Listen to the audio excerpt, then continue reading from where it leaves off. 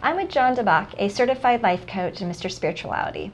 John, what is the difference between a life coach, a counselor, and a therapist? So a counselor is kind of a colloquial term. There are different states where there's a counseling license. Therapists are, either a marriage and family therapist or a psychologist would be considered a therapist.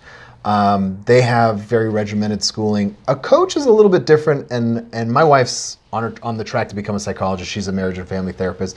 She was the one who recommended, I don't think you'd really like being a therapist in the classic sense. There are certain ethical boundaries that you can't cross. You can't typically tell people what you think they should do. They kind of have to discover it on their own. And she saw me. The way I kind of got into this was I was on track to become an Orthodox rabbi, so I kind of had that spiritual approach to it, kind of based in kind of ancient teachings.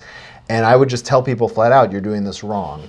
And I found that it worked quicker. And she said, yes, it works quicker, but it's off-putting to some people, and it's not really the same practice. So 10 years ago when I was like, maybe I should just get my license like you, she's like, I don't think you'll enjoy it. And she was right. She was very kind of, perceptive in that way. Coaches tend to focus on forward movement more than counselors, so we don't go as deep into the past and your wounds and stuff. I'm kind of a research junkie, so a lot of my practice stems from the Gottman Institute. John Gottman, a brilliant therapist who trains other therapists. There's also EFT, which is Sue Johnson's work on emotionally focused therapy. So I use some of the tools, but I don't follow a regimented structure because I kind of look at it as a dance with every couple. And again, for me, it's always about forward movement. So I'm not going to spend typically 3 or 4 sessions just kind of unpacking what might have happened growing up. It's like, okay, well, this is the relationship you saw. Let's break that pattern and move on.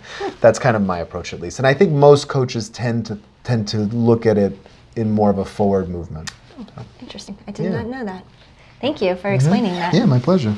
If you have any questions for John about counseling, therapy, life coach, please reach out to me and I'd be happy to introduce you. Thank you.